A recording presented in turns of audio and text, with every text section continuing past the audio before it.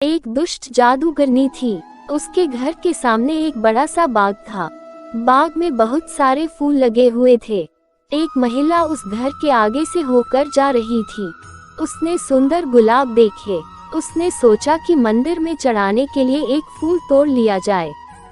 लेकिन जैसे ही उसने फूल तोड़ने के लिए हाथ बढ़ाया, जादूगरनी आ गई।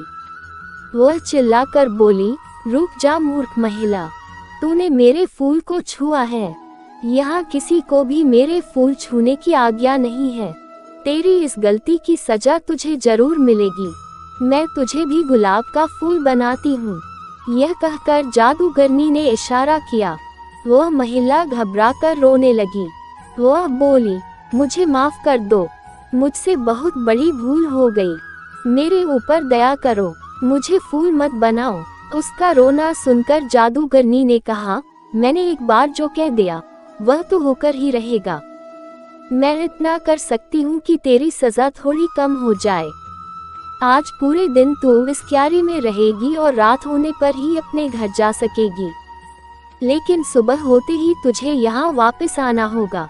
यदि ऐसा नहीं हुआ तो तू अपने घर पर ही एक फूल बन जाएगी। इसलिए सुबह होते ही यहाँ आ जाना।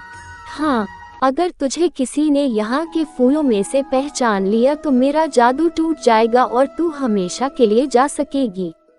जादूगरनी के इतना कहते ही वह महिला गुलाब का फूल बनकर एक पौधे से जुड़ गई। रात होते ही वह वापस अपने रूप में आ गई। दिन भर धूप में रहने से बेचारी परेशान थी। वह देर रात अपने घर पहुंची। घर पर सब परेशान थे। उसने पूरी कहानी अपने बेटे को सुनाई। उसके बेटे ने कहा, माँ अब सुबह वहाँ वापस चली जाना। मैं आपके कुछ देर बाद आऊँगा और आपको पहचान लूँगा। आप बिल्कुल चिंता मत करो। सुबह को सूरज निकलने से भी पहले महिला जादूगरनी के बाग में जाकर फूल बन गई। तभी उसका बेटा वहाँ आया। उसने देखा वहाँ गुलाब के बहुत सारे पौधे थे। उन पौधों पर सैकड़ों फूल लगे हुए थे। उसने एक एक फूल को ध्यान से देखना शुरू किया। काफी सारे फूल देखने के बाद उसने एक फूल चुना और बोला, यही मेरी माँ है। इतना कहते ही उसकी माँ पर किया गया जादू टूट गया। वह अपने रूप में वापस आ गई। खुशी में उसने अपने बेटे को गले से लगा लिया। उसने बेटे से पूछा, एक बात बता बेटा, तूने मुझे पहचाना कैसे?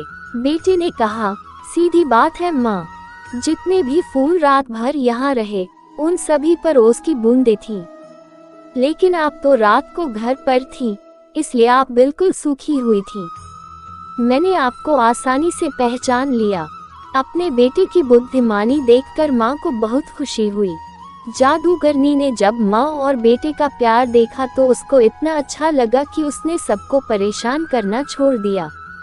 अब वह दुष्ट जादूगरनी नहीं थी, बल्कि एक अच्छी और नेक जादूगरनी बन गई थी। दोस्तों, कहानी अच्छी लगी हो तो लाइक शेयर करना ना भूलें और चैनल को सब्सक्राइब अवश्य कर दें।